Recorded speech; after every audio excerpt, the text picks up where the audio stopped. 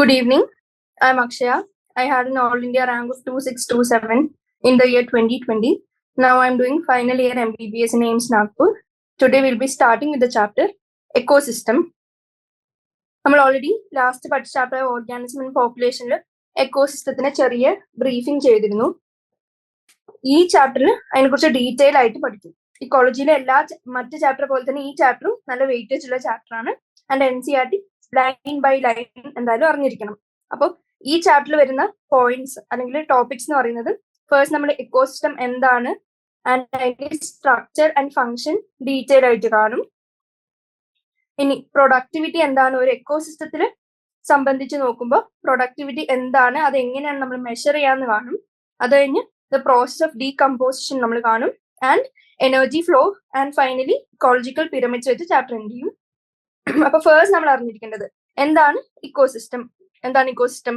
Ecosystem എന്ന് വെച്ചാൽ ഒരു സർട്ടൻ എൻവയൺമെന്റ് അല്ലെങ്കിൽ ഒരു റീജിയൻ എടുത്ത് അവിടുത്തെ ആ റീജിയനിൽ ബയോട്ടിക് അതായത് ലിവിങ് ആയിട്ടുള്ള കോമ്പണൻസും എബയോട്ടിക് ആയിട്ടുള്ള കോമ്പണൻസും നോൺ ലിവിങ് ബീങ്സും എങ്ങനെയാണ് ഇന്ററാക്ട് ചെയ്യുക, ഈ ഇന്ററാക്ഷനെ നമ്മൾ ഈ ടേം വിളിച്ചു ഇക്കോസിസ്റ്റം. അപ്പോ അതിന്റെ definition ecosystem represents interaction between biotic and abiotic components. പിന്നെ കഴിഞ്ഞ ചാപ്റ്റർ നമ്മൾ ഓൾറെഡി കണ്ടിരുന്നു രണ്ട് main points of an ecosystem. എന്താണത്? അത് സെൽഫ് സസ്റ്റെയിനിങ് ആണ് ആൻഡ് സെൽഫ് റെഗുലേറ്റിംഗ് ആണ്. അതായത് ഈ interaction between the living and non living beings അത് എന്തിലേക്ക് ലീഡ് ചെയ്യും? അവരുടെ തന്നെ സെൽഫ് സസ്റ്റെയിൻമെന്റിലേക്ക് ലീഡ് ചെയ്യും ആൻഡ് ഫൈനലി സെൽഫ് റെഗുലേഷനും അവർ തന്നെ ചെയ്യും. NCERT പറയുന്നു എക്കോസിസ്റ്റം എങ്ങനെ വിഷ്വലൈസ് ചെയ്യാൻ പറ്റും? It is a functional unit of nature where living organisms interact among themselves. അവർ തമ്മിലും ഇന്ററാക്ട് ചെയ്യും and also with the surrounding physical environment. ഇനി ഓരോ എക്കോളജിസ്റ്റും ഓരോ രീതിയിലാണ് എക്കോസിസ്റ്റത്തിനെ നമുക്ക് കാണുന്നത്. ചില എക്കോളജിസ്റ്റ് പറയും എന്താണ് ദ എൻറ്റയർ ബയോസ്ഫിയർ നമുക്കൊരു ഗ്ലോബൽ എക്കോസിസ്റ്റം ആയിട്ട് കാണാൻ പറ്റും. അല്ലെങ്കിൽ ഇനി as small as A pond തൊട്ട് ഇത്രയും വലിയ ബയോസ്ഫിയർ വരെയും നമുക്ക് ഇക്കോസിസ്റ്റം ഡിഫറെന്റ് എക്കോസിസ്റ്റം ആയിട്ട് കാണാൻ പറ്റും അല്ലെങ്കിൽ ഡിഫൈൻ ചെയ്യാൻ പറ്റും.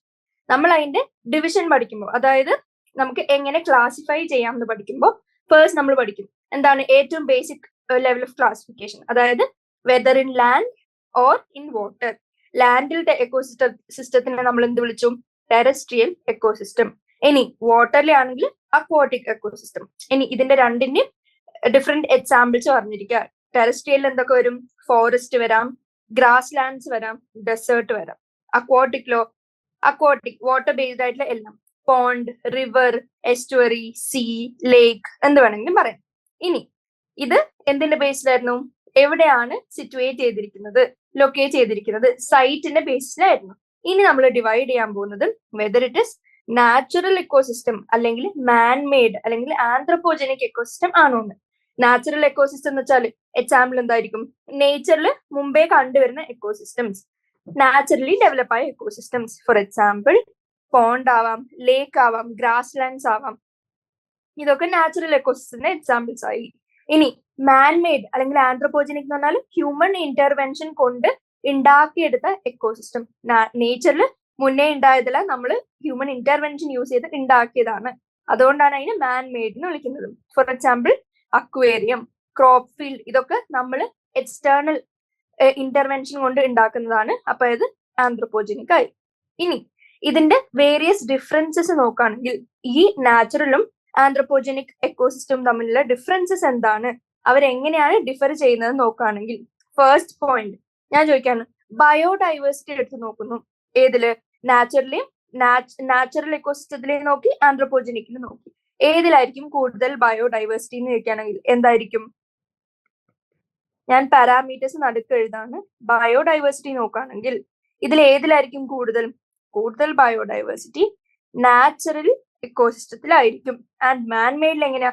നമ്മൾ എക്സ്റ്റേണലി ഉണ്ടാക്കിയെടുത്തതായതുകൊണ്ട് തന്നെ നമുക്ക് അങ്ങനെ നേച്ചറിന്റെ അത്രത്തോളം ഡിഫറെന്റ് ഓർഗാനിസംസിനെയോ അല്ലെങ്കിൽ എൻവയൺമെന്റ്സിനെ ഇൻവോൾവ് ചെയ്യാൻ പറ്റില്ല. അപ്പൊ അത് ലോ ബയോഡൈവേഴ്സിറ്റി ആയി. ഇനി നെക്സ്റ്റ് തിങ്, ന്യൂട്രിയൻ സൈക്ലിംഗ് എങ്ങനെയായിരിക്കും? നമുക്കറിയാം ഒരു എക്കോസിസ്റ്റം സെൽഫ് റെഗുലേറ്റിംഗ് അല്ലെങ്കിൽ സെൽഫ് സസ്റ്റൈനബിൾ എപ്പോഴാണ് ആവുന്നത്? അതിന്റെ ന്യൂട്രിയൻസ് സൈക്കിൾ ചെയ്ത് എല്ലാവർക്കും യൂസ് ചെയ്യുന്ന രീതിയിൽ യൂട്ടിലൈസബിൾ ആകുമ്പോഴാണ്. അപ്പോ നെക്സ്റ്റ് പാരാമീറ്റർ എന്താണ്? Nutrient cycling.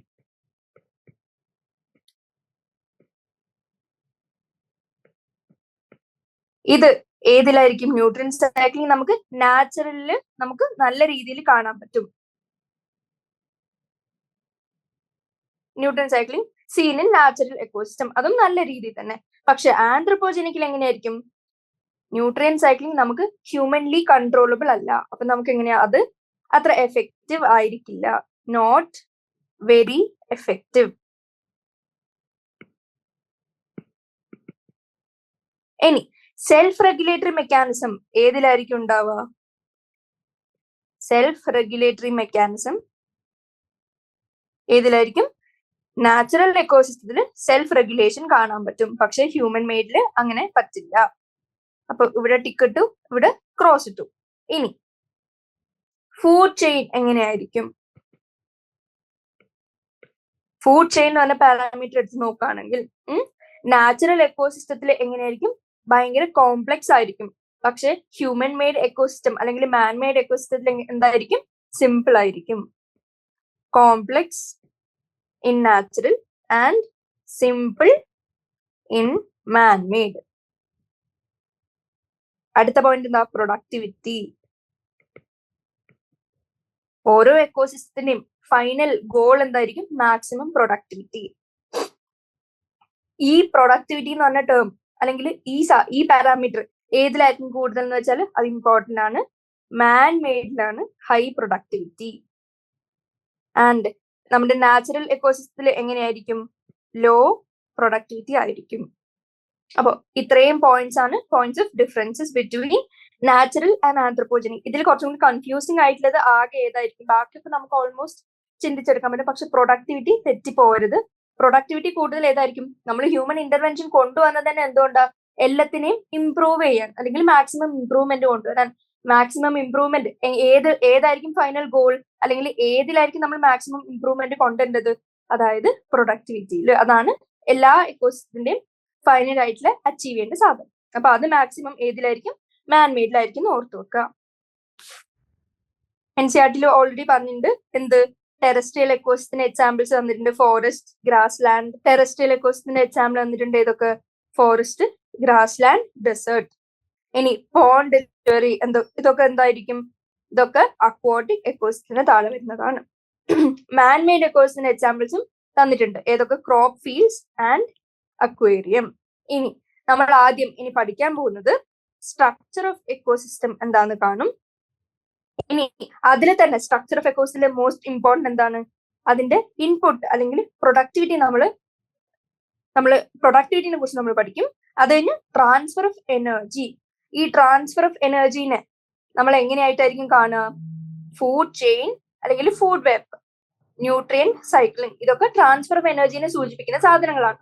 And finally output. ഒരു എക്കോസിസ്റ്റത്തിന്റെ ഔട്ട്പുട്ട് എന്ന് പറയുന്നത് എന്താണ്?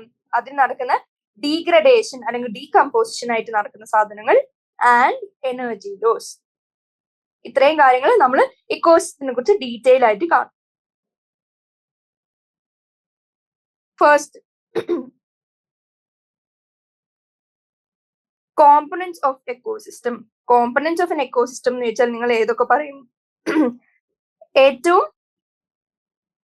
ഏറ്റവും ബേസിക്കലി നമുക്ക് രണ്ട് കോമ്പണന്റ്സ് എന്ന് പറയാൻ പറ്റും. ഒരു എക്കോസിസ്റ്റത്തിൽ രണ്ട് കോമ്പണന്റ്സ് എന്തൊക്കെയായിരിക്കും? Easy, abiotic, biotic. ലിവിങ് ആയിട്ടുള്ളതും നോൺ ലിവിങ് ആയിട്ടുള്ളതും. ഇനി എബയോട്ടിക് അല്ലെങ്കിൽ നോൺ ലിവിങ്ങിന്റെ താഴെ എന്തൊക്കെ വരും? അതിൽ താഴെ വരുന്നത് ഫാക്ടേഴ്സ് ക്ലൈമറ്റിക് എക്സാമ്പിൾസ് അല്ലെങ്കിൽ അതിന്റെ കോമ്പണന്റ്സ് പറയുമ്പോൾ കുറച്ചും കൂടി ക്ലിയർ ആവും. ക്ലൈമറ്റിക് ഫാക്ടേഴ്സിൽ എന്തൊക്കെ അല്ലെങ്കിൽ ക്ലൈമറ്റിക് കോമ്പണന്റ്സിൽ എന്തൊക്കെ ഇൻക്ലൂഡഡ് ആയിട്ട് വരും? Air, temperature, water, light. ഇത്രയും സാധനങ്ങൾ എബയോട്ടിക്കിന്റെ താഴെ ക്ലൈമറ്റിക് ഫാക്ടേഴ്സിൽ ഇൻക്ലൂഡഡ് ആണ്. ഇനി നെക്സ്റ്റ് കാണാൻ പറ്റുന്നത് എഡാഫിക്. Related to soil. സോയിലുമായിട്ട് റിലേറ്റഡ് ആയിട്ടുള്ളത് എഡാഫിക് കോമ്പണൻസ് ആയിട്ട് പറയാൻ പറ്റും. ഇനി മൂന്നാമത്തെ ടോപ്പോഗ്രാഫിക്. ടോപ്പോഗ്രാഫിക് എന്ന് പറഞ്ഞാല് എന്തായിരിക്കും? അതിന്റെ സ്ലോപ്പ്, ഓൾട്ടിറ്റ്യൂഡ്, അങ്ങനെ അതിന്റെ ടോപ്പോഗ്രഫി, അതെങ്ങനെയാണ് നിലകൊള്ളുന്നത് എന്നുള്ള രീതി. Slope, attitude, altitude. ഇനി ഇത്രയും എബയോട്ടിക് ഫാക്ടർ കോമ്പണൻസ് നമ്മൾ പഠിച്ചു. ക്ലൈമറ്റിക്കിന്റെ താഴെ എന്തൊക്കെ, എഡാഫിക്കിന്റെ താഴെ എന്തൊക്കെ, ടോപ്പോഗ്രാഫിക്കിന്റെ താഴെ എന്തൊക്കെ ഉണ്ട്. ഇനി ലിവിങ് അല്ലെങ്കിൽ ബയോട്ടിക് എടുത്ത് നോക്കിയാൽ നമുക്ക് അതിന്റെ താഴെ ഏതൊക്കെ കോമ്പണൻസ് കാണാൻ പറ്റും?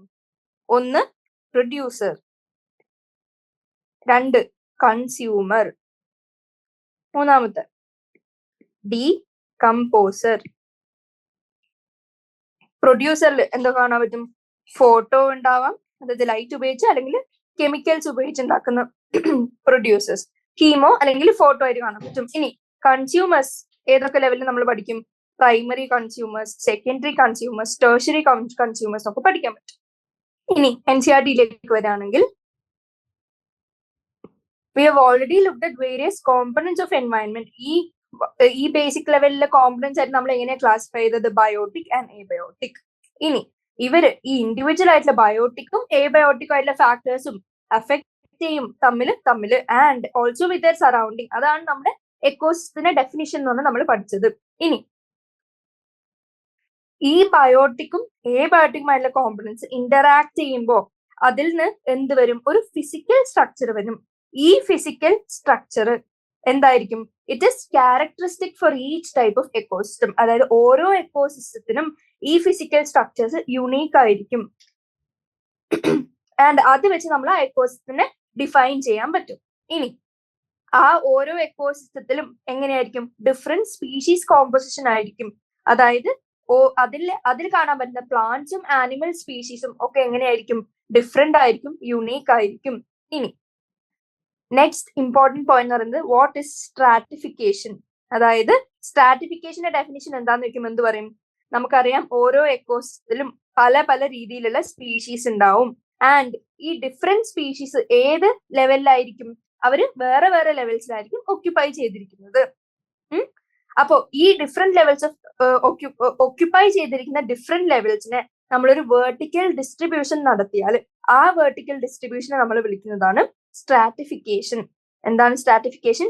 The vertical distribution of different species occupying different levels. അതായത് പല പല ലെവൽ ഒക്യുപ്പൈ ചെയ്യുന്ന എല്ലാ സ്പീഷീസിനെ നമ്മൾ ഐഡന്റിഫൈ ചെയ്ത് അതിന്റെ വെർട്ടിക്കലി ഡിസ്ട്രിബ്യൂഷൻ, അതിന്റെ വെർട്ടിക്കൽ ഡിസ്ട്രിബ്യൂഷൻ എങ്ങനെയാണെന്ന് കണ്ടുപിടിച്ചാൽ അത് നമ്മൾ എന്ത് കണ്ടുപിടിക്കുന്ന പോലെ? സ്ട്രാറ്റിഫിക്കേഷൻ കണ്ടുപിടിക്കുന്നത് പോലെയാണ്. ഇനി നമ്മളൊരു forest എടുക്കാണ് എക്സാമ്പിളിന്.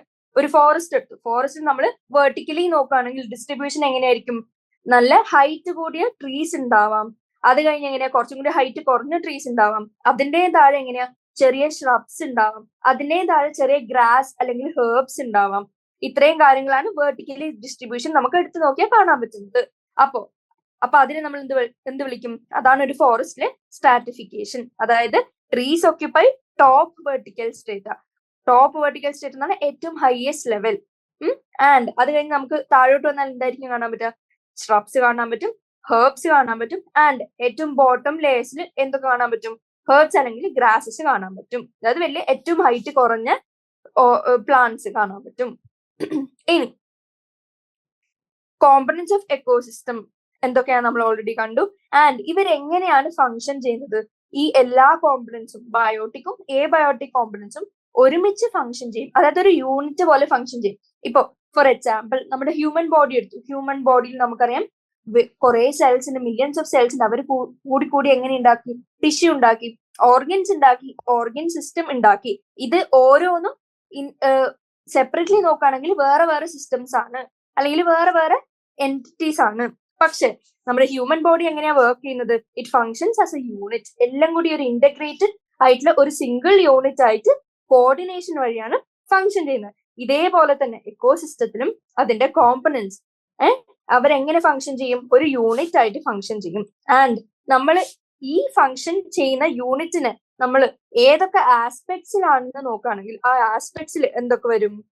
Main point productivity, decomposition, energy flow, nutrient cycling. ഇത്രയും ഫങ്ഷൻസ് ആണ് അവർ ഒരുമിച്ച് ചെയ്യുന്നത്. ഇത്രയും ആസ്പെക്ട്സ് ആണ് ഒരു എക്കോസിസ്റ്റത്തിന് ഡിഫറെന്റ് കോമ്പണൻസ് ഒരു യൂണിറ്റ് ആയിട്ട് ഫങ്ഷൻ ചെയ്ത് കാണപ്പെടുന്നത്. ഇനി ഈ കാര്യങ്ങൾ മനസ്സിലാക്കാൻ നമ്മൾ ഫോർ എക്സാമ്പിൾ ഒരു അക്വാട്ടിക് എക്കോസിസ്റ്റം എടുത്തു. ആൻഡ് അക്വാട്ടിക് എക്കോസിസ്റ്റത്തിന്റെ എക്സാമ്പിൾ നമ്മൾ ഓൾറെഡി പഠിച്ചു. അതിലൊരു പോണ്ട് കൺസിഡർ ചെയ്യാം. അതെന്താണ്? ഒരു പോണ്ട് എന്ന് പറയുന്നത് ഒരു നാച്ചുറൽ എക്കോസിസ്റ്റം ആണ്. നാച്ചുറൽ എക്കോസിസ്റ്റം എന്ന് വെച്ചാൽ എന്താ? അതൊരു സെൽഫ് സസ്റ്റൈനബിൾ യൂണിറ്റ് ആണ്. അപ്പോ സെൽഫ് സസ്റ്റൈനബിൾ യൂണിറ്റ് ആണെങ്കിൽ അവിടെ എന്ത് നടക്കാം? ഈവൻ ദ കോംപ്ലക്സ് ഇന്ററാക്ഷൻസ് അവിടെ എക്സിസ്റ്റ് ചെയ്യാൻ പറ്റും. നാച്ചുറൽ എക്കോസിസ്റ്റം ഞാൻ ഓൾറെഡി പറഞ്ഞിരുന്നു. അതിന് ഇന്ററാക്ഷൻസും ബാക്കിയുള്ള കാര്യങ്ങളും ഫുഡ് വെബോ ഫുഡ് ചെയിനോ നോക്കിയാൽ അത് കോംപ്ലക്സ് ആയിരിക്കും. കാരണം അത്രയും ഹൈ ബയോഡൈവേഴ്സിറ്റി ഉള്ളതാണ്. ഇനി ഇതിലെ എല്ലാ ഇന്ററാക്ഷൻസും നമുക്ക് നോട്ട് ചെയ്ത് സെഗ്രിഗേറ്റ് ചെയ്ത് വെക്കാൻ പറ്റില്ല.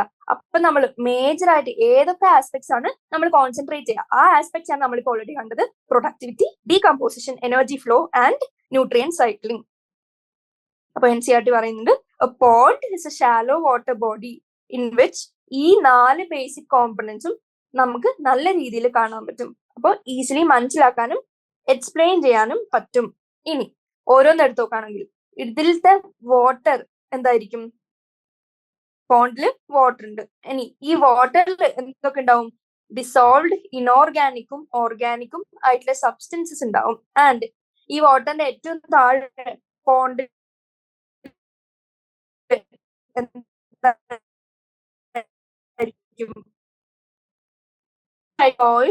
പോണ്ടിലേക്ക് വരുന്നത് എന്തൊക്കെയാണ്? സോളാർ ഇൻപുട്ട് ഉണ്ട്, അതായത് സൺലൈറ്റ് ആൻഡ് ടെമ്പറേച്ചറിൽ ഇനി ഡേ ലെങ്ത്, അതായത് വെതറിന്റെ കണ്ടീഷൻസ്, അതായത് ഡേന്റെ ലെങ്ത് എത്രയാ, സൺ എത്ര നേരം നിൽക്കുന്നത്, അങ്ങനെയുള്ള criteria and other climatic conditions. ഈ ക്ലൈമറ്റിക് കണ്ടീഷൻസ് ഒക്കെ എന്ത് റെഗുലേറ്റ് ചെയ്യും? It regulates the rate of function of entire pond. അപ്പൊ നമ്മളൊരു പോണ്ട് എടുത്തു ആൻഡ് നമുക്ക് പോണ്ടിലെ എല്ലാ കോംപ്ലക്സ് ഇന്ററാക്ഷനെയും നമുക്ക് ഓരോന്നായിട്ട് ഇന്യൂമറേറ്റ് ചെയ്യാൻ പറ്റില്ല. അപ്പോ നമ്മൾ എന്ത് ചെയ്തു? ഈ 4 ബേസിക് കോമ്പണൻസിനെ നമ്മൾ എടുത്തു നോക്കി. ഈ 4 ബേസിക് കോമ്പണൻസിൽ എന്തൊക്കെ വരും? അതിലത്തെ വാട്ടർ, ഇത്രയും സാധനങ്ങൾ എബയോട്ടിക് കോമ്പണൻസ് ആയിട്ടാണ് നമുക്ക് പറയാൻ പറ്റുക. ഏത്? വാട്ടർ, അതിലുള്ള dissolved inorganic and organic substances, അതിന്റെ താഴെയുള്ള റിച്ച് സോയിൽ, ഇനി അതിന് കിട്ടുന്ന solar input, temperature, climatic conditions, day length, ഇത്രയും കാര്യങ്ങൾ ഫൈനലി എന്തിനെ റെഗുലേറ്റ് ചെയ്യും? Rate of function of the entire pond. ഇനി അതിലുള്ള ജീവജാലങ്ങൾ എടുത്തു നോക്കുകയാണ്. അതായത് അതിൽ ജീവിക്കുന്ന, അതായത് ഇത്രയും നേരം എബയോട്ടിക് കോമ്പണൻസിനെ കുറിച്ചാണ് പറഞ്ഞുകൊണ്ടിരിക്കുന്നത്. ഇനി ബയോട്ടിക് കോമ്പണൻസിലേക്ക് കടക്കുകയാണെങ്കിൽ അവിടെ എന്തൊക്കെ ഉണ്ടാവും? Autotrophic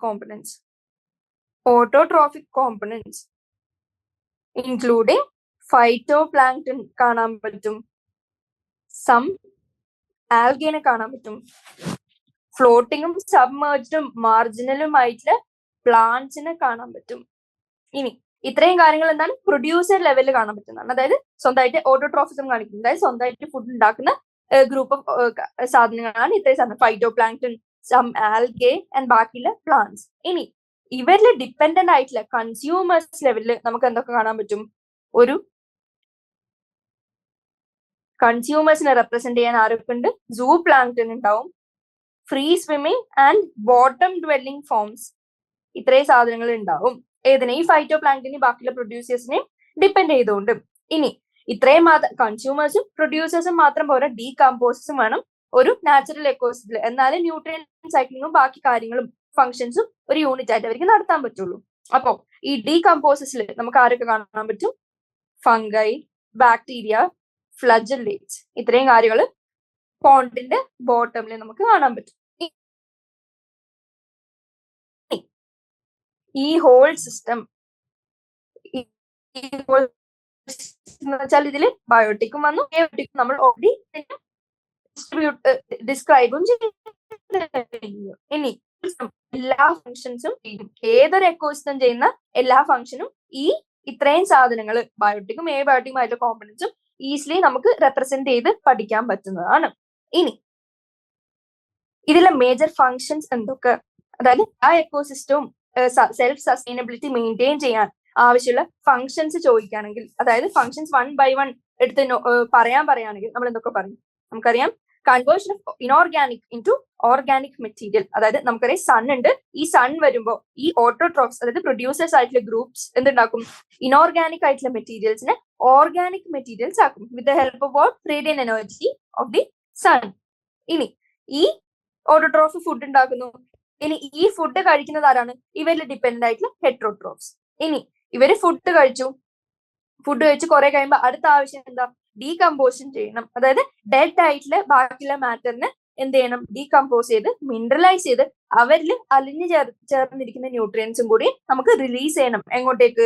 to be able to be used by the autotrophs. അപ്പോ ഇതിനെ നമ്മൾ എന്ത് വിളിച്ചു? Nutrient cycling. അപ്പോ ഇത്രയും സ്റ്റെപ്പ് ബൈ സ്റ്റെപ്പ് നമ്മളിപ്പോ കണ്ടിരിക്കുന്നത് എന്താണ്? ഒരു യൂണി ഡയറക്ഷൻ ആയിട്ടുള്ള movement of energy towards the higher trophic levels. Basic trophic levels എന്ന് പറയുന്നത് ഓട്ടോട്രോഫ്സിനാണ് വിളിക്കുന്നത്. ഓട്ടോട്രോഫ്സ് ഹെറ്ററോട്രോഫ്സിലേക്ക് പോയി. ഹെറ്ററോട്രോഫ്സിന് ഡെഡ് ആയിരിക്കുമ്പോൾ unidirectional movement of energy towards the higher trophic levels and its dissipation and loss as heat to the environment. ഇതിനെയാണ് നമ്മൾ എന്ത് പറയുന്നത്? ബേസിക് പ്രോപ്പർട്ടി അല്ലെങ്കിൽ basic function scene in an ecosystem. അപ്പോ എക്കോസിസ്റ്റത്തിലെ കോമ്പണൻസ് കണ്ടു, അവർ തമ്മിലുള്ള ഇന്ററാക്ഷൻ കണ്ടു. ഈ ഇന്ററാക്ഷൻ വഴി റിസൾട്ട് ചെയ്യുന്ന ഒരു യൂണി ഡിറക്ഷണൽ മൂവ്മെന്റ് ഓഫ് എനർജി ഉണ്ടെന്നും കണ്ടു. ഇനി ഈ എനർജി ഏത് ഡിറക്ഷനിലാണ് മൂവ് ചെയ്യുക? ഫ്രം ദി ബേസിക് അല്ലെങ്കിൽ ലോവർ ട്രോഫിക് ലെവൽസ് നിന്ന് towards the higher trophic levels. ഇനി ഈ എനർജി ഹയസ്റ്റ് ട്രോഫിക് ലെവലിൽ എത്തിക്കഴിഞ്ഞാൽ പിന്നെ എന്ത് സംഭവിക്കും? പിന്നെ അത് ഡിസിപ്പേറ്റ് ആവും and losses heat to the environment. അപ്പോ ദ ഹോൾ കോഴ്സ് അല്ലെങ്കിൽ ഫ്ലോ ഓഫ് എനർജി നമ്മൾ എവിടുന്ന് എങ്ങോട്ടേക്കാന്നുള്ളത് കണ്ടു കഴിഞ്ഞു. അതിൽ ഇമ്പോർട്ടന്റ് പോയിന്റ് എന്താന്ന് വെച്ചാല് ഒരു ഓർഗാനിസത്തിലും ഈ എനർജി ട്രാപ്ഡ് ആയിട്ട് കിടക്കുന്നില്ല. Energy is always transferred. ഒരാൾക്ക് കിട്ടിയാൽ അത് എങ്ങനെയായാലും അടുത്ത ലെവലിലേക്ക് എത്തിയിരിക്കും. ഇനി ഫൈനൽ ലെവലിലെത്തി ഇനി കൊടുക്കാൻ ആരും ഇല്ലെങ്കിൽ എന്ത് ചെയ്യും? അത് ഡിസിപ്പേറ്റ് ആവും അല്ലെങ്കിൽ loss heat to the environment. അപ്പൊ ഇത്രയും കാര്യങ്ങളാണ് എന്ത് എക്കോസിസ്റ്റത്തിന്റെ ബേസിക് സ്ട്രക്ചറിലും ഫങ്ഷനിലും പറയാനുള്ളത്. ഇതിൽ കണ്ട കാര്യങ്ങൾ സമ്മറൈസ് ചെയ്യാനാണെങ്കിൽ നമ്മൾ എന്തൊക്കെ കണ്ടു? കോമ്പണൻസ് കണ്ടു, സ്ട്രാറ്റിഫിക്കേഷൻ എന്താന്ന് പഠിച്ചു. ഇനി ഏതൊക്കെ ആസ്പെക്ട്സ് ആണ് ഫങ്ഷനിൽ നോക്കുമ്പോൾ ഇമ്പോർട്ടന്റ് എന്ന് കണ്ടു. ഇത്രയും ആസ്പെക്ട്സിലാണ് an ecosystem functions as units എന്ന് കണ്ടു. ഇനി അതിന്റെ എക്സാമ്പിൾ അല്ലെങ്കിൽ ഈ productivity, decomposition, energy flow, nutrient cycling ഇത് എങ്ങനെയാണ് നടക്കുന്നതെന്ന് ഒരു പോണ്ട് എന്ന് പറഞ്ഞ ഒരു നാച്ചുറൽ എക്കോസിസ്റ്റം എക്സാമ്പിൾ ആയിട്ട് എടുത്തിട്ട് നമ്മൾ കണ്ടു. ഡിഫറെന്റ് ഫങ്ഷണൽ കോമ്പണൻസ് എക്കോസിസ്റ്റത്തിലെ നമ്മൾ ഓൾറെഡി 1 by 1 നെയിം ചെയ്ത് കഴിഞ്ഞു. ഇനി നമുക്ക് 1 by 1 അതിന്റെ ഡീറ്റെയിൽ ആയിട്ട് പഠിക്കണം. അപ്പൊ first functional component of an ecosystem എന്ന് പറയുന്നത് നമ്മൾ പഠിക്കാൻ പോകുന്നതാണ് പ്രൊഡക്ടിവിറ്റി. പ്രൊഡക്ടിവിറ്റി ഒരു ടേമിൽ നമുക്ക് ഡിസ്ക്രൈബ് ചെയ്യാൻ പറഞ്ഞാൽ എങ്ങനെ പറയും? Productivity is the biomass production. അതായത് ഒരു എക്കോസിസ്റ്റത്തിൽ ഏതൊരു പ്രൊഡ്യൂസറിനെ എടുത്ത് നോക്കിയാലും അവിടെ ഉണ്ടാവുന്ന ബയോമാസ് പ്രൊഡക്ഷനെയാണ് നമ്മൾ പ്രൊഡക്ടിവിറ്റി എന്ന് വിളിക്കുന്നത്. ഇനി ഫസ്റ്റ് ലൈൻ ഇമ്പോർട്ടന്റ് ആണ് MCQ point of view. The basic requirement for any ecosystem to function and sustain ചോദിക്കുകയാണെങ്കിൽ എന്തായിരിക്കും അതിന്റെ ആൻസർ വരിക? ഓപ്ഷനിൽ നമ്മൾ എന്ത് ടിക്ക് ചെയ്യണം? Constant input of solar energy ആണ് ബേസിക് റിക്വയർമെന്റ് ഏതൊരു എക്കോസിസ്റ്റം ഫങ്ഷൻ ചെയ്യാനും സസ്റ്റെയിൻ ചെയ്യാനും. Constant input of solar energy. ഇനി ഈ പ്രൊഡക്ടിവിറ്റിനെ നമ്മൾ അഗൈൻ ഡിവൈഡ് ചെയ്തു രണ്ടായിട്ട്. എങ്ങനെ ഡിവൈഡ് ചെയ്തു? Productivity or biomass production divided into 2. എന്തൊക്കെ? Primary productivity and secondary productivity. Primary productivity ആ ടേം പറയുന്ന പോലെ തന്നെ എന്തായിരിക്കും? Productivity seen at the primary level. Primary ലെവലിൽ കാണുന്ന പ്രൊഡക്ടിവിറ്റിനെ പ്രൈമറി പ്രൊഡക്ടിവിറ്റി. പ്രൈമറി ലെവൽ എന്ന് പറഞ്ഞാൽ സ്വന്തമായിട്ട് ഫുഡ് ഉണ്ടാക്കുന്നത്, പ്രൊഡ്യൂസർ ലെവലില്. സെക്കൻഡറി പ്രൊഡക്ടിവിറ്റി എന്താ? At the consumer level.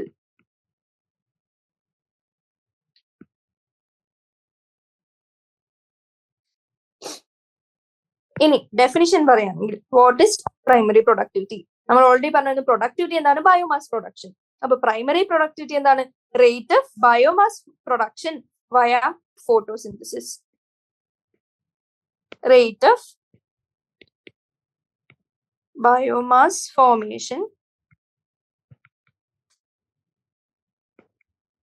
വയ ഫോട്ടോസിന്തസിസ്. അതായത് പ്രൊഡ്യൂസേഴ്സ്, ഓട്ടോട്രോഫ്സ് പ്രൊഡ്യൂസ്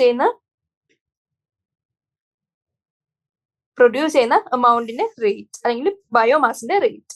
ഇനി സെക്കൻഡറി പ്രൊഡക്ടിവിറ്റി എന്താണ്? Formation of biomass in consumers.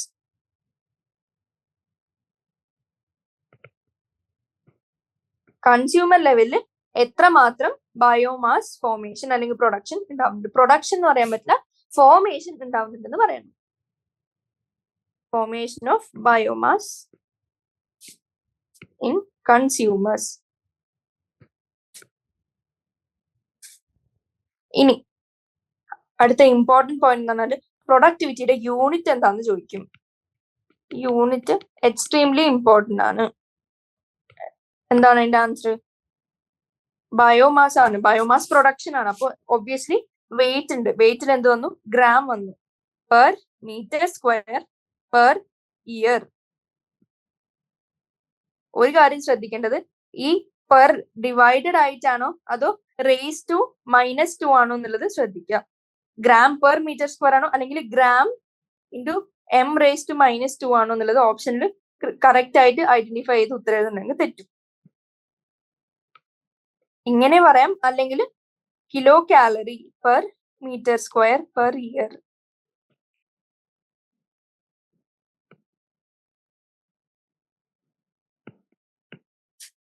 ഇതാണ് എന്ത്? Unit of productivity. അപ്പോ ആദ്യം primary production. Primary production is defined as what? The amount of biomass അല്ലെങ്കിൽ ഓർഗാനിക് മാറ്റർ പ്രൊഡ്യൂസ്ഡ്. ബയോമാസ് അല്ലെങ്കിൽ organic matter produced per unit area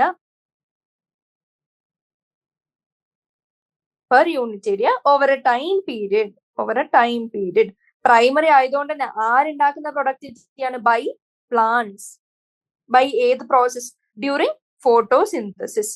അപ്പോ primary productivity first അറിഞ്ഞിരിക്കേണ്ടത് ഇത് ആരെ കുറിച്ചാണ് പറയുന്നത്? പ്ലാന്റ്സ്. പ്ലാന്റ്സ് എങ്ങനെയാണ് പ്രൊഡക്ടിവിറ്റി ഉണ്ടാക്കുന്നത്? By photosynthesis. ഇനി അതിന്റെ യൂണിറ്റ് എങ്ങനെയാ പറയാ? Produced per unit area over a time period. അതിൽ ഏരിയയും വേണം, ടൈം പീരീഡും വേണം, എത്ര ബയോമാസ് പ്രൊഡ്യൂസ് ആയെന്നും വേണം. ഇനി expressed in terms of wait, അതായത് ഗ്രാം.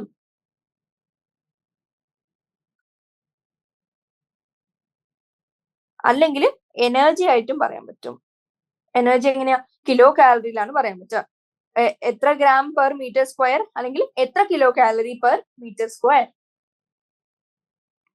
ഇനി വെറും പ്രൊഡക്ടിവിറ്റി നമ്മൾ നോക്കുകയാണെങ്കിൽ എത്രേ പറയുള്ളൂ? പ്രൊഡക്ടിവിറ്റി മാത്രം അലോൺ ആണ് ചോദിച്ചിരിക്കുന്നത് ക്വസ്റ്റൻ എങ്കിൽ അവിടെ ഫോട്ടോസിന്തസിസ് ഓഫ് പ്ലാന്റ്സ് ഒന്നും പറയേണ്ട ആവശ്യമില്ല. കാരണം productivity also includes secondary productivity. അപ്പോ എന്ത് പറയും? Just rate of biomass production is called productivity. ഇത്രയും കാര്യങ്ങൾ പറഞ്ഞാൽ മതി. ഇനി അതിന്റെ യൂണിറ്റ് എന്താ? Gram per metre square per year അല്ലെങ്കിൽ kilo calorie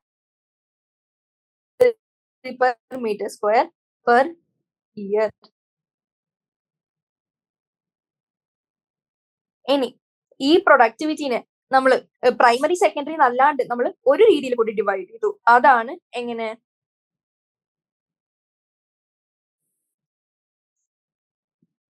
primary പ്രൊഡക്ടിവിറ്റിനെ again divide ചെയ്തു. ഈ യൂണിറ്റ് ഞാൻ മാറ്റുകയാണ് ഇവിടുന്ന്.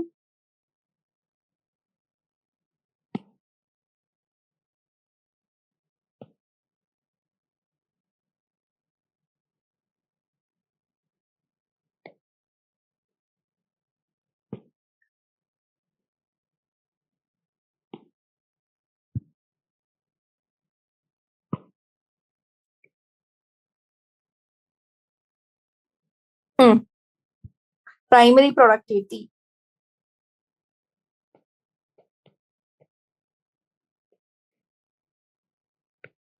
So again divided into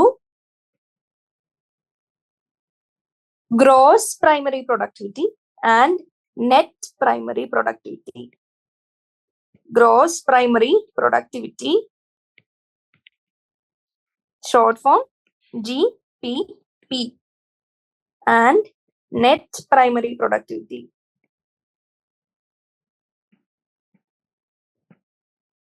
Net primary productivity അല്ലെങ്കിൽ NPP. ഈ നെറ്റ് പ്രൈമറി പ്രൊഡക്ടിവിറ്റി നമുക്ക് എന്തും കൂടി വിളിക്കാം, നെറ്റ് അസിമുലേഷൻ വിളിക്കാം. അപ്പൊ ഇത്രയും കാര്യങ്ങൾ കണ്ടു. ഇനി what is gross primary productivity എന്ന് എഴുതുകയാണെങ്കിൽ അതിന്റെ ഡെഫിനിഷൻ എന്ത് പറയും? അതായത് ഗ്രോസ് പ്രൈമറി പ്രൊഡക്ടിവിറ്റി നമുക്ക് ആ ടേമിൽ തന്നെ ഉണ്ടാക്കാൻ പറ്റും. അതായത് എത്രയാണ്? അതായത് ഒരു പ്ലാന്റ് പ്ലാന്റ് അല്ലെങ്കിൽ പ്രൊഡ്യൂസർ അതിന്റെ കണ്ടന്റ് അല്ലെങ്കിൽ ബയോമാസ് പ്രൊഡ്യൂസ് ചെയ്യണം. അതിനു വേണ്ടി ഇവർ ക്യാപ്ചർ ചെയ്യുന്ന സൺലൈറ്റിന്റെ റേറ്റ് എത്രയാന്നുള്ളതാണ്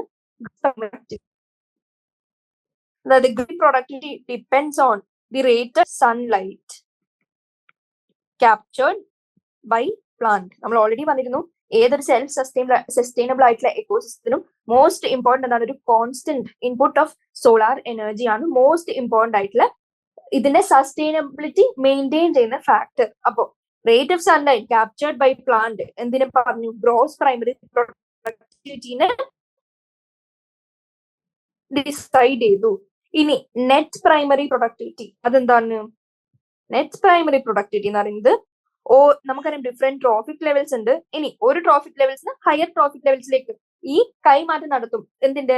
ഫുഡിന്റെ, അല്ലെങ്കിൽ മോർ സിമ്പിൾ ആയിട്ട് പറയുകയാണെങ്കിൽ എനർജി ട്രാൻസ്ഫർ നടത്തും. അങ്ങനെ energy transfer in terms of food അല്ലെങ്കിൽ ബയോമാസ് ചെയ്യുമ്പോൾ ഈ ഓരോ ലെവലിലും ഒരു ലെവല് അടുത്ത ലെവലിലേക്ക് എത്ര ബയോമാസ് അവൈലബിലിറ്റി ആണ് കൊടുക്കുന്നത് എന്നുള്ള പോയിന്റ് ആണ് നമ്മൾ നെറ്റ് പ്രൈമറി പ്രൊഡക്ടിവിറ്റി വെച്ച് പറയുന്നത്. അതായത് ബയോമാസ്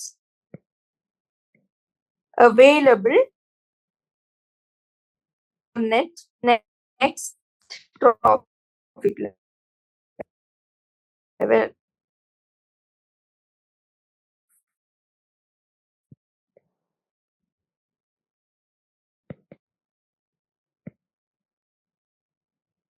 ഇതിനെയാണ് സാധനം കൂടി net primary productivity gross primary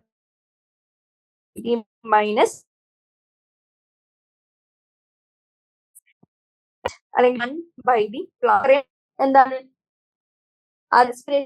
മാറുന്നില്ല അടുത്ത ലെവലിലേക്ക്. അത് നിങ്ങൾക്ക് ഇപ്പൊ ഒരു സ്റ്റെപ്പിലേക്ക് കടക്കുമ്പോൾ നമുക്ക് നഷ്ടങ്ങളുണ്ട്, ലാഭങ്ങളുണ്ട്. ലാഭം എന്താ? നമ്മൾ ഇത്രയും കഷ്ടപ്പെടുമ്പോൾ നമ്മൾ അടുത്ത ലെവലിലേക്ക് എത്തുന്നതാണ് ലാഭം. പക്ഷെ നഷ്ടം എന്താ? കുറെ ഉറക്കില്ലാണ്ട് നമുക്ക് പഠിക്കേണ്ടി വരും, കുറെ കഷ്ടപ്പാട് വേണ്ടി വരും, അത്രയും എനർജി ലോസ് വേണം. ഇത്രയും കാര്യങ്ങൾ എന്താ? അതൊക്കെ നഷ്ടമാണ്. ഈ നഷ്ടം മാറ്റിവെച്ച് ബാക്കി നമ്മൾ എത്ര ഉയരത്തിലേക്ക് എത്തുന്നു എന്നുള്ളതാണ് നമുക്ക് നെറ്റ് പ്രൈമറി പ്രൊഡക്ടിവിറ്റി കുറച്ചും കൂടി ഒരു അനലോജി വെച്ച് പറയാൻ പറ്റുക. അതായത് നെറ്റ് പ്രൈമറി പ്രൊഡക്ടിവിറ്റി എന്ന് വെച്ചാൽ ഗ്രോസ് പ്രൈമറി പ്രൊഡക്ടിവിറ്റി, അതായത് ഫുൾ സൺലൈറ്റ് എത്ര ക്യാപ്ചർ ചെയ്തു. ഇനി ആ സൺലൈറ്റ് നമുക്ക് കുറച്ച് യൂട്ടിലൈസ് ചെയ്യണം. എന്തിനും? ഒരു ലോസ് ആയിട്ട് കണക്കാക്കുന്നത്. അത്രയും നമ്മൾ മാറ്റി വെച്ചു. എന്തിനാ? അതിന്റെ റെസ്പിറേഷൻ നടത്തേണ്ട. റെസ്പിറേഷൻ ഇല്ലെങ്കിൽ പ്ലാന്റ് ജീവിച്ചിരിക്കില്ല. അപ്പോൾ അതിന് ജീവിക്കാനുള്ള നീഡ്സ് ആവശ്യമുള്ളത് അല്ലെങ്കിൽ ലോസ് ആവുന്നത് മാറ്റി വെച്ച് ബാക്കി അടുത്ത ട്രോഫിക് ലെവൽസിലേക്ക് കൈമാറാൻ എത്ര നമുക്ക് റെഡി ആയിട്ടുണ്ട് എന്നുള്ളതാണ് നെറ്റ് പ്രൈമറി പ്രൊഡക്ടിവിറ്റി.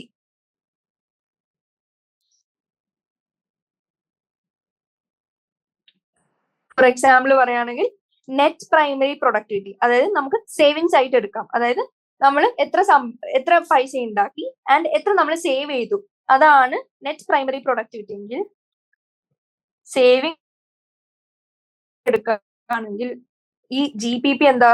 നമ്മുടെ പോക്കറ്റ് മണി. ഇനി R എന്താണ്? നമ്മുടെ എക്സ്പെൻഡിച്ചർ. നമുക്ക് കുറച്ച് പോക്കറ്റ് മണി കിട്ടി, പോക്കറ്റ് മണിയിൽ നമുക്ക് ചെലവ് അല്ലെങ്കിൽ എക്സ്പെൻഡിച്ചർ അത് ലോസ് ആയി, അപ്പൊ അത് മൈനസ് ചെയ്തു. ആൻഡ് ബാക്കിൽ എന്താ? നമ്മുടെ സേവിങ്സ്. ഈ സേവിങ്സ് ആണ് നമുക്ക് അടുത്ത ലെവലിലേക്ക് ഉപയോഗിക്കാൻ പറ്റുന്ന നമ്മുടെ കയ്യിലുള്ള പൈസ. അപ്പൊ ഇതേ കാര്യം തന്നെയാണ് ട്രോഫിക് ലെവൽസിലേക്ക് പോകുമ്പോഴും നമുക്ക് കാണാൻ പറ്റുക. ഒരു ട്രോഫിക് ലെവലിന് അടുത്ത ട്രോഫിക് ലെവലിലേക്ക് അവൈലബിൾ ആയിട്ടില്ല അല്ലെങ്കിൽ ട്രാൻസ്ഫറബിൾ ആയിട്ടുള്ള ബയോമാസ് എത്രയാന്ന് വെച്ചാൽ അതിന് എത്ര ടോട്ടൽ ഉണ്ടായിരുന്നു, അതായത് എത്ര ടോട്ടൽ എനർജി ലഭിച്ചിരുന്നു ഫ്രം സൺലൈറ്റ് മൈനസ് അത് എത്ര എക്സ്പെൻഡിച്ചർ നടത്തി, അത് മൈനസ് ചെയ്യുമ്പോൾ ബാക്കി കിട്ടുന്നതാണ് നെറ്റ് പ്രൈമറി പ്രൊഡക്ടിവിറ്റി. ഇനി NCERT ഡെഫിനിഷൻ നോക്കുകയാണെങ്കിൽ gross primary productivity of an ecosystem is the rate of production of organic matter during photosynthesis. എത്ര ഓർഗാനിക് മാറ്റർ ഉണ്ടാക്കി ഡ്യൂറിങ് ഫോട്ടോസിന്തസിസ്. ആൻഡ് അതായത് സൺലൈറ്റ് എത്ര ക്യാപ്ചർ ചെയ്തു, എത്രയും എനർജി ക്യാപ്ചർ ചെയ്തിട്ടുണ്ട് plants for this process of photosynthesis to make its food അല്ലെങ്കിൽ to make its energy. ഇനി അതിൽ നിന്നൊരു കൺസിഡറബിൾ എമൗണ്ട് എന്ത് ചെയ്യും, പ്ലാന്റ്സ് യൂട്ടിലൈസ് ചെയ്യും. എന്തിനു വേണ്ടി യൂട്ടിലൈസ് ചെയ്യും? Utilised in respiration. ഇനി റെസ്പിറേഷൻ വഴി യൂട്ടിലൈസ് ചെയ്ത് കഴിഞ്ഞു, അത് എക്സ്പെൻഡിച്ചർ ആയിട്ട് കണക്ക് കൂട്ടിയാൽ ബാക്കിയുള്ള productivity which is available for net trophic level two B gained, അത് നമ്മൾ എത്രയായിട്ട് കണക്കാക്കും? അതാണ് ഗ്രോസ് പ്രൈമറി പ്രൊഡക്ടിവിറ്റി. അതാണ് നെറ്റ് പ്രൈമറി പ്രൊഡക്ടിവിറ്റി. എന്ത്? ഈ കിട്ടിയ സൺലൈറ്റിന് കിട്ടിയ എനർജി മൈനസ് എക്സ്പെൻഡിച്ചർ, അതായത് റെസ്പിറേഷൻ എത്ര ഉപയോഗിച്ചു, അത്രയും കാൽക്കുലേറ്റ് ചെയ്താൽ നമുക്ക് നെറ്റ് പ്രൈമറി പ്രൊഡക്ടിവിറ്റി കിട്ടും. which is the available biomass for consumption to heterotrophs. ഹെട്രോട്രോഫ്സിൽ എന്തൊക്കെ വരും? ഹെർബിവോർസ് വരും, ഡീകമ്പോസസ് വരും. ഇത് നമ്മൾ ഏറ്റവും ബേസിക് ലെവൽ പ്രൊഡ്യൂസേഴ്സ് കഴിഞ്ഞ് പറയുന്നതാണ് ഹെർബിവോർസ് എന്ന് പറയുന്നത്. കാരണം എന്താ? പ്ലാന്റ്സിന് എനർജി ഒരിക്കലും കാർണിവോറിലേക്ക് ഡയറക്ട്ലി പോകില്ല. അപ്പൊ ബാക്കിയുള്ള കാർണിവോർസിനെ ഇൻക്ലൂഡ് ചെയ്യേണ്ട കാര്യമില്ല. അവിടെ ഹെട്രോട്രോഫ്സ് ഉദ്ദേശിക്കുന്നത് വെറും പ്ലാന്റ്സിനെ കഴിച്ച് എനർജി ട്രാൻസ്ഫറബിൾ ആവുന്ന കേസസ് മാത്രമാണ്. പ്ലാന്റ്സിന് ആർക്കൊക്കെ എനർജി പോകാം? പ്ലാന്റ്സിനെ കഴിക്കുന്നവര്. അതാരാണ്? ഹെർബിവോറസ്. ഇനി പ്ലാന്റ്സ് മരിച്ചു പോയാലും അതിനെ ഡീകമ്പോസ് ചെയ്യുന്നത് അവരിലേക്കും എനർജി ട്രാൻസ്ഫറബിൾ ആണ് ഡയറക്ട്ലി. അപ്പോ ആ ഹെട്രോട്രോഫ്സ് എന്ന് പറയുന്ന ആരൊക്കെ ഇൻക്ലൂഡ് ആയി? ജസ്റ്റ് ഹെർബിവോറസിനെയും ഡീകമ്പോസസിനെയും മാത്രമാണ്. അതൊന്ന് നോക്കി വെച്ചേക്ക തെറ്റിക്കാണ്ട്. ഓപ്ഷനിൽ ഹെർബിവോറസ് അല്ലെങ്കിൽ എല്ലാ ആനിമൽസും ബാക്കിയുള്ള കാർണിവോർസും ഒക്കെയാണെന്ന് പറഞ്ഞാൽ അത് തെറ്റായിരിക്കും. കാരണം ഈ പ്ലാന്റ്സിന് ഡയറക്ട്ലി ഹെർബിവോർസിലേക്കും ഡീകമ്പോസസിലേക്കും മാത്രമേ എനർജി പോകുന്നുള്ളൂ. ഇപ്പൊ നമ്മൾ പ്രൈമറി പ്രൊഡക്ടിവിറ്റി കണ്ടു. Productivity divide into two, primary and secondary. Primary productivity again divide into two, gross primary and net primary. അപ്പൊ പ്രൈമറിയുടെ കഥ അവിടെ കഴിഞ്ഞു. ഇനി സെക്കൻഡറിയിലേക്ക് കടക്കുകയാണെങ്കിൽ സെക്കൻഡറി പ്രൊഡക്ടിവിറ്റി എങ്ങനെ നമുക്ക് ഡിഫൈൻ ചെയ്യാൻ പറ്റും? rate of formation of new organic matter by the consumers. Rate of formation of new organic matter by consumers.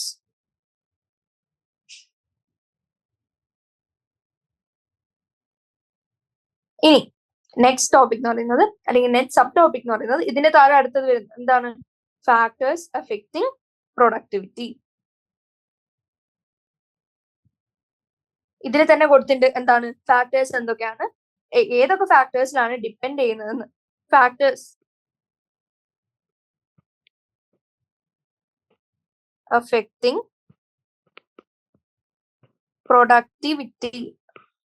പ്രൊഡക്ടിവിറ്റിനെ affect ചെയ്യുന്ന ഫാക്ടേഴ്സ്. ഫസ്റ്റ് നമുക്കറിയാം പ്രൊഡക്ടിവിറ്റി സ്റ്റാർട്ട് ചെയ്യുന്നത് ഏത് പ്രോസസ് വെച്ചാണ്? ഫോട്ടോസിന്തസിസ്. ഫോട്ടോസിന്തസിനെ അഫക്ട് ചെയ്യുന്ന എല്ലാ ഫാക്ടറും പ്രൊഡക്ടിവിറ്റിനെ അഫക്ട് ചെയ്യും. ഇനി നെക്സ്റ്റ് മോസ്റ്റ് ഇമ്പോർട്ടൻറ്റ്, ഫോട്ടോസിന്തസിന് എന്ത് വേണം? സോളാർ റേഡിയേഷൻ വേണം. സോളാർ റേഡിയേഷൻ കഴിഞ്ഞ് നെക്സ്റ്റ് പറയാൻ പറ്റുന്നത് എന്താ? ടെമ്പറേച്ചർ. അത് കഴിഞ്ഞ് ഈ പ്രൊഡ്യൂസേഴ്സിന് അല്ലെങ്കിൽ പ്ലാന്റ്സിന് നിലനിർത്താൻ സഹായിക്കുന്നത് എന്താണ്? സോയിലിന് ആവശ്യത്തിലുള്ള മോയ്സ്ചർ ആൻഡ് ബാക്കിയുള്ള എന്താണ്? ന്യൂട്രിയൻസ്. അപ്പോ primary productivity depends on the plant species inhabiting a particular area. അതായത് പ്ലാന്റ് സ്പീഷീസിനെയാണ് മോസ്റ്റ്ലി എഫക്ട് ചെയ്യുക. കാരണം പ്രൈമറി പ്രൊഡക്ടിവിറ്റിയിൽ പ്ലാന്റ്സിനെ കുറിച്ചാണ് നമ്മൾ പഠിക്കുന്നത്. അപ്പോൾ it also depends on a variety of എൻവയൺമെന്റൽ ഫാക്ടേഴ്സ്. എൻവയൺമെന്റൽ ഫാക്ടേഴ്സ് ലൈക്ക് എന്തൊക്കെയാണ്? എത്ര സൺലൈറ്റ് കിട്ടി, അല്ലെങ്കിൽ എങ്ങനെ ഫോട്ടോസിന്തസിസ് നടത്താൻ പറ്റി, ഇതൊക്കെ എൻവയൺമെന്റൽ ഫാക്ടേഴ്സിനെ ഡിപ്പെൻഡ് ചെയ്യുന്ന കാര്യങ്ങളാണ്. Availability of nutrients and photosynthetic capacity of plants. അതുകൊണ്ട് തന്നെ ഇവർ ഇത്രയും ഫാക്ടേഴ്സിൽ ഡിപ്പെൻഡന്റ് ആയതുകൊണ്ട് ഓരോ എക്കോസിസ്റ്റം, അതായത് ഡിഫറെന്റ് എക്കോസിസ്റ്റംസിലും ഡിഫറെന്റ് ആയിട്ടുള്ള പ്രൈമറി പ്രൊഡക്ടിവിറ്റിയാണ് കാണാൻ പറ്റുക. ഇനി അടുത്ത most important question from this paragraph എന്താണ്? Annual net primary productivity of whole biosphere എത്രയാണെന്ന് ചോദിക്കും. അപ്പോ അതിന്റെ ആൻസർ എന്തുവരും? NCERT പറയുന്നു approximately 170 billion tons of organic matter. ഇതെന്താണ്? ഡ്രൈ വെയിറ്റ് ആണ്. ഇത്രയും ബ്രാക്കറ്റിലെ കാര്യങ്ങളൊക്കെ നോട്ട് ചെയ്ത് വെക്കണം. കാരണം ഓപ്ഷൻസിൽ ഇപ്പൊ വെറ്റ് വെയിറ്റ് മറ്റു കൊടുത്താൽ ആ ഓപ്ഷൻ തിരഞ്ഞെടുക്കരുത്, തെറ്റാന്ന് നമുക്ക് ഐഡന്റിഫൈ ചെയ്യാൻ പറ്റണം.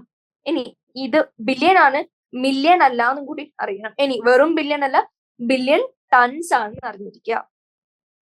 നമുക്കറിയാം വെയിറ്റിലാണ് ഓർഗാനിക് മാറ്റർ പറയുന്നത്, അപ്പൊ നമ്പറിൽ നമുക്ക് അതിനെ ഡിഫൈൻ ചെയ്യാൻ പറ്റില്ല. അപ്പൊ ബില്യൺ ടൺസ്, എത്ര billion tons? 170 billion tons, which is dry weight. അത്രയും ഓർഗാനിക് മാറ്റർ ആണ് annual net primary productivity of the whole biosphere. ഈ ആനുവൽ നോട്ട് ചെയ്യുക, നെറ്റ് പ്രൈമറി പ്രൊഡക്ടിവിറ്റി നോട്ട് ചെയ്യുക. ഇനി ഇത് എവിടുന്ന് വരുന്നു എന്നുള്ളതാണ് നെക്സ്റ്റ് ക്വസ്റ്റ്യൻ. 170 ബില്യൺ ടൺസ് ഉണ്ടെങ്കിൽ നമ്മൾ വിചാരിക്കും എന്താ, 70% ഓഫ് സർഫസും ഓഷ്യൻസ് ആണ്. പക്ഷെ ഈ ഓഷ്യൻസ് എത്രയേ പ്രൊഡക്ടിവിറ്റി ഉണ്ടാക്കുന്നുള്ളൂ? Only 55 billion tons. അപ്പോ ലാൻഡ് എത്ര ഉണ്ടാക്കി? ബാക്കിയുള്ള മെജോറിറ്റിയും ലാൻഡ് ആണ് ഉണ്ടാക്കുന്നത്. ഇൻസ്പൈറ്റ് ഓഫ് എന്ത് 70% ഓഫ് സർഫസ് കവർ ചെയ്തിട്ട് പോലും ഓഷ്യൻസ് എത്ര ഉണ്ടാക്കുന്നുള്ളൂ? 55 ബില്യൺ ടൺസ്. ഇനി ലാൻഡ് എത്രയാന്ന് ചോദിക്കുകയാണെങ്കിൽ അതിന്റെ നമ്പർ എത്ര പറയും? 170 മൈനസ് 55, ബാക്കി എത്രയുണ്ടോ അത്രയും.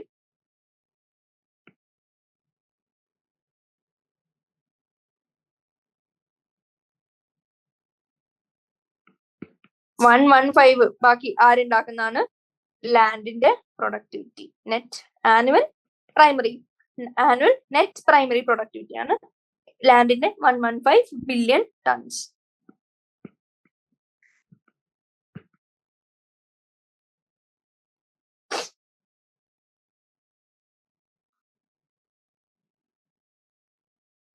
ഇനി എന്തുകൊണ്ടായിരിക്കും 70% കവറേജ് ഉണ്ടായിട്ടും ഓഷ്യൻസ് ഇത്രയും കുറവ് പ്രൊഡക്ടിവിറ്റി ഉണ്ടാക്കുന്നത് ദാൻ ലാൻഡ് എന്ന് ചോദിക്കുകയാണെങ്കിൽ അതെന്തായിരിക്കും എന്റെ റീസൺ?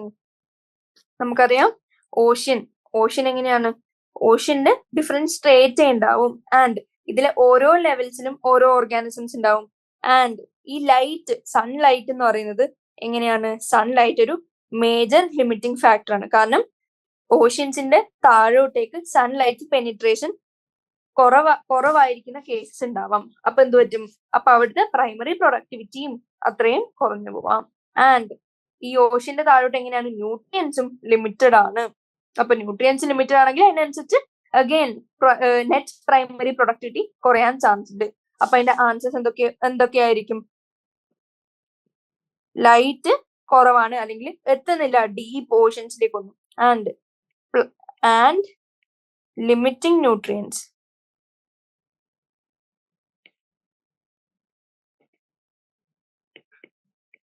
നൈട്രജൻ പ്ലാന്റ്സിന് എത്ര ആവശ്യം നമുക്കറിയാം. അങ്ങനെ ആവശ്യമുള്ള നൈട്രജൻ ഒന്നും നമുക്ക് ഓഷ്യനിൽ അല്ലെങ്കിൽ ഓഷ്യൻസിൽ കാണാൻ പറ്റില്ല. കാരണം അത് it acts S A limiting nutrient, അതായത് ഏറ്റവും കുറവായിട്ടുള്ള ന്യൂട്രിയന്റ്, പക്ഷെ അത്രത്തോളം ആവശ്യവും ആയിട്ടുള്ള ന്യൂട്രിയന്റ് ആണ്. ഇനി അപ്പൊ പ്രൊഡക്ടിവിറ്റി നമ്മൾ എന്തോ കണ്ടു? ഡിവൈഡ് ചെയ്തു, primary secondary. Primary again gross net എന്ന് കണ്ടു, അതിന്റെ ഇക്വേഷൻ കണ്ടു. ആൻഡ് ഈ നെറ്റ് പ്രൈമറി പ്രൊഡക്ടിവിറ്റി ആർക്ക് അവൈലബിൾ ആയിട്ടുള്ളതാണ്? For the herbivores and decomposers എന്ന് കണ്ടു. ആൻഡ് അതിന്റെ ഡെഫിനിഷൻ കണ്ടു. Annual net primary productivity of whole biosphere എന്താന്ന് കണ്ടു. ആൻഡ് ഫാക്ടേഴ്സ് അഫക്റ്റിംഗ് പ്രൊഡക്ടിവിറ്റിയും കണ്ടു. ഇനി അടുത്ത ടോപ്പിക് എന്ന് പറയുന്നത് ഡീകമ്പോസിഷൻ. നമ്മൾ ഓൾറെഡി ആസ്പെക്ട്സ് പറഞ്ഞപ്പോ, കഴിഞ്ഞ ടോപ്പിക്കിലെ ആസ്പെക്ട്സ് പറഞ്ഞപ്പോൾ ആദ്യം നമ്മൾ പ്രൊഡക്ടിവിറ്റി ആണ് പറഞ്ഞത്, പിന്നെ നമ്മൾ decomposition, energy flow and finally nutrient cycling ആണ് കണ്ടത്. ആദ്യം നമ്മൾ പ്രൊഡക്ടിവിറ്റി ഓൾറെഡി കംപ്ലീറ്റ് ചെയ്തു. ഇനി നമ്മൾ കാണാൻ പോകുന്നത് ഡീകമ്പോസിഷൻ. ഡീകമ്പോസിഷന് കുറെ ക്വസ്റ്റ്യൻസ് വരുന്ന ഒരു ടോപ്പിക് ആണ്. അത് അത്രയും ഇമ്പോർട്ടന്റ് ആണ്. ഈ പ്രൊഡക്ടിവിറ്റി ഇതേപോലെ തന്നെയാണ്, നല്ല ഹൈ വെയിറ്റേജുള്ള പാർട്ടാണ്. അപ്പോൾ ഡീകമ്പോസിഷൻ നമുക്ക് ചെറുപ്പം തൊട്ട് നമ്മൾ സ്കൂളിൽ പഠിക്കുന്ന ഏറ്റവും കോമൺ ആയിട്ടുള്ള ഫെമിലിയർ ആയിട്ടുള്ള എക്സാമ്പിൾ എന്താണ്? Earthworm, which is used by the farmers. എങ്ങനെയാണ് ഇവര് ഒരു അതിലെ ഓർഗാനിക് മാറ്റർ എങ്ങനെയാണ് ബ്രേക്ക് ഡൗൺ ചെയ്ത് ന്യൂട്രിയൻസ് യൂട്ടിലൈസ് ചെയ്യാൻ ഹെൽപ്പ് ചെയ്യുക. അതുകൊണ്ട് തന്നെ നമ്മൾ എർത്ത് വർമിനെ എന്ത് വിളിച്ചു? ഫാമേഴ്സ് ഫ്രണ്ട് എന്ന് വിളിച്ചു. This is because Y they help in the breakdown of complex organic matter as well as in loosening the soil. അപ്പൊ ഇതേപോലെയാണ് ഡീകമ്പോസസും വർക്ക് ചെയ്യുന്നത്. എന്ത് ചെയ്യും? ഈ decomposers break down complex organic matter into inorganic substances. എന്തൊക്കെയാണ് inorganic substances? Which is broken down from the organic matter എന്ന് വെക്കുകയാണെങ്കിൽ എന്ത് പറയും? Carbon dioxide, water and nutrients. Carbon dioxide, water, nutrients, ഇത്രയും ഇൻഓർഗാനിക് സബ്സ്റ്റൻസിലേക്ക് break down ആകും. ആരെ break down ചെയ്യും? കോംപ്ലക്സ് ഓർഗാനിക് മാറ്ററിന്. ഈ പ്രോസസ്സിനെ നമ്മൾ എന്ത് വിളിച്ചു? ഡീകമ്പോസിഷൻ.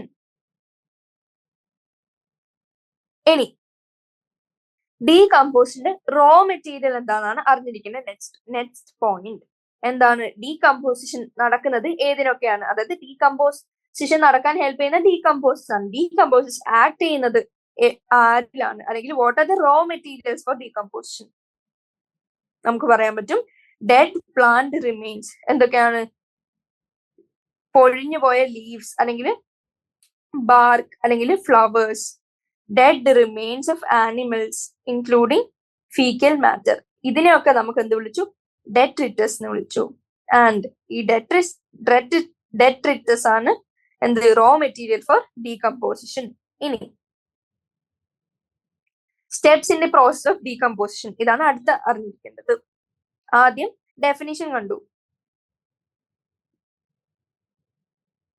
ഡിഫൈൻ ചെയ്തു, പിന്നെന്ത് ചെയ്തു? റോ മെറ്റീരിയൽ എന്താന്ന് കണ്ടു, എന്താണ്? ഡെട്രിറ്റസ് ആണെന്ന് കണ്ടു. ഇനി അറിഞ്ഞിരിക്കേണ്ടത് സ്റ്റെപ്സ് ഇൻ ഡീകമ്പോസിഷൻ. അത് എന്യൂമറേറ്റ് ചെയ്യുകയാണെങ്കിൽ important steps: fragmentation, leaching, catabolism, humification and mineralization.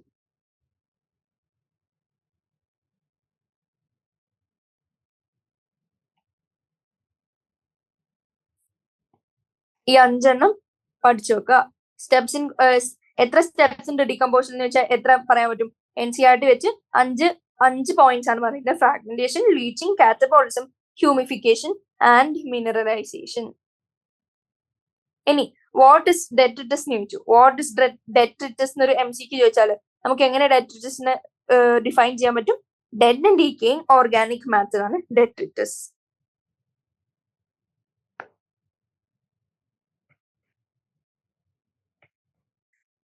Detritus എന്താണ്? Dead and decaying organic matter.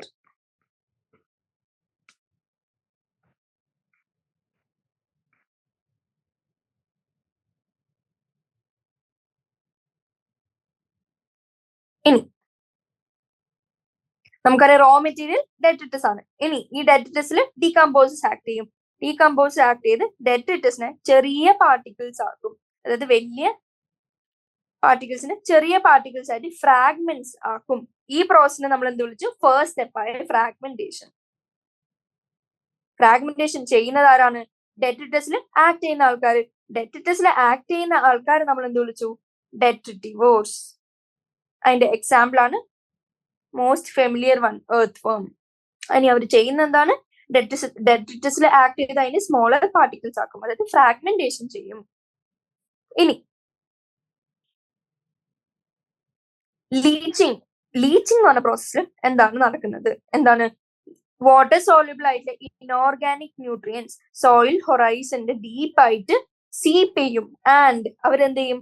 Finally they get precipitated as unavailable salts. ഇതിനെയാണ് എന്ത് വിളിച്ചത്? ലീച്ചിങ്.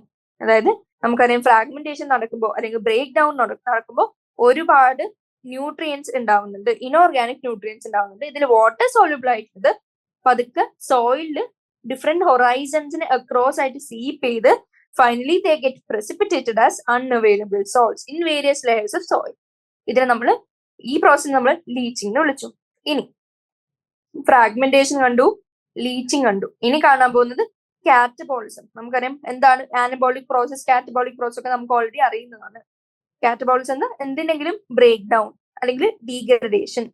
ഇനി ഡെറ്റസിനെ ഡീഗ്രേഡ് ചെയ്ത് എന്താക്കി, സിംപ്ലർ ഇനോർഗാനിക് സബ്സ്റ്റൻസസ് ആക്കി.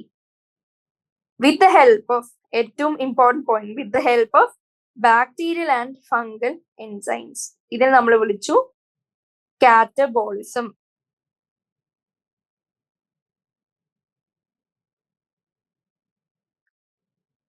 അപ്പൊ നമ്മൾ 5 സ്റ്റെപ്പ് കണ്ടു ഡീകമ്പോസിഷൻ. അതിന്റെ 3 നമ്മൾ പഠിച്ചു, ഫ്രാഗ്മെന്റേഷൻ, ലീച്ചിങ്, കാറ്റബോളിസം. ഇനി നമ്മൾ കാണാൻ പോകുന്നത് ഹ്യൂമിഫിക്കേഷൻ എന്താണ്. ഹ്യൂമിഫിക്കേഷൻ ആ പേരിൽ തന്നെ ഉണ്ട്, എന്താണ്, ഹ്യൂമസ്. ഹ്യൂമസ് ഉണ്ടാക്കുന്ന പ്രോസസ്, അതായത് ഫോർമേഷൻ ഓഫ് ഹ്യൂമസ്.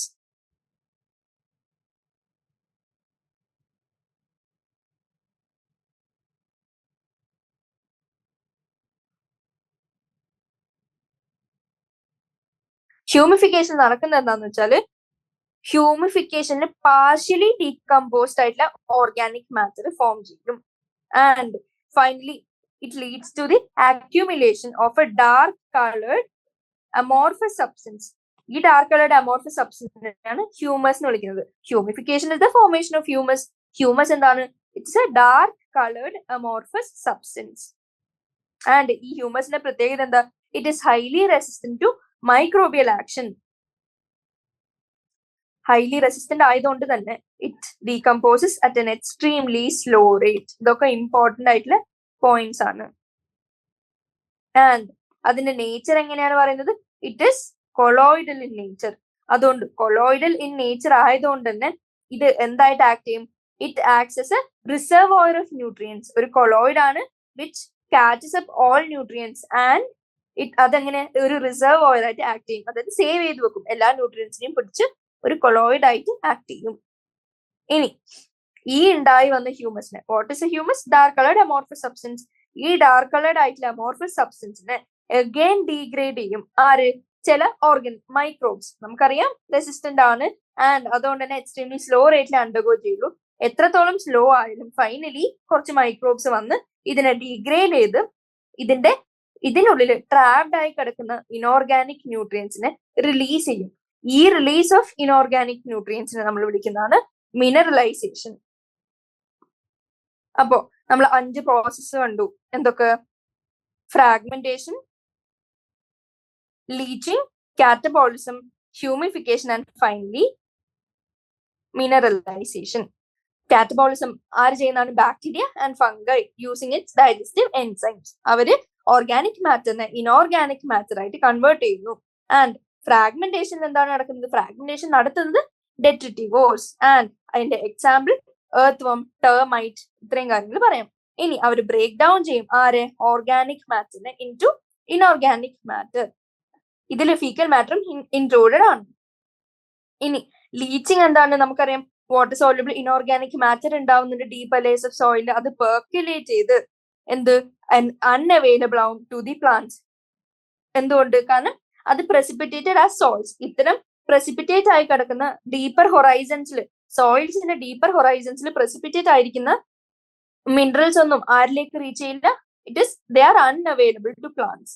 ഇനി ഹ്യൂമിഫിക്കേഷൻ എന്താണ്, humification is the process of formation of humus. Humus എന്താന്ന് കണ്ടു, അതിന്റെ പ്രോപ്പർട്ടീസ് ആണ്, ഹൈലി റെസിസ്റ്റന്റ് ആണ്, എക്സ്ട്രീംലി സ്ലോ റേറ്റിൽ ഡീകമ്പോസ് ചെയ്യുന്നു, കൊളോയിഡൽ ആണ് in nature.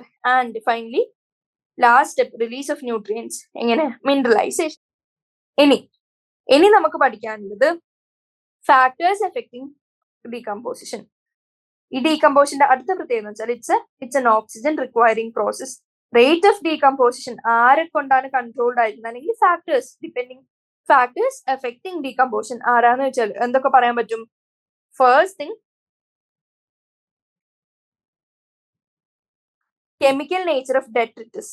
ഡെട്രിറ്റസിന്റെ chemical nature. Second thing, temperature. Optimum എങ്ങനെയാണ്, വാം ആണ് ഓപ്റ്റിമം.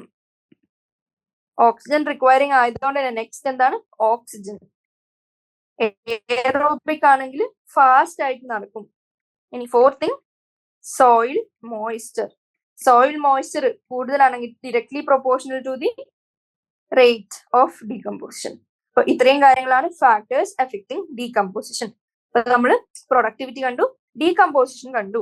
ഇനി നമുക്ക് പഠിക്കേണ്ടത് എനർജി ഫ്ലോ. ഈ എനർജി ഫ്ലോ അടുത്ത പാർട്ടിൽ നമ്മൾ പഠിക്കുന്നതായിരിക്കും. അപ്പൊ ഇത്രയും കാര്യങ്ങൾ എക്സ്ട്രീംലി ഇമ്പോർട്ടന്റ് ആയിട്ടുള്ള കാര്യങ്ങളാണ് ഇപ്പോ ഇന്നത്തെ പാർട്ടിൽ നമ്മൾ പഠിച്ചത്. അപ്പൊ ഇത്രയും കാര്യങ്ങൾ റിവൈസ് ചെയ്ത് നാളെ ഞാൻ പാർട്ട് 2 ചെയ്യുന്നതായിരിക്കും. Thank you.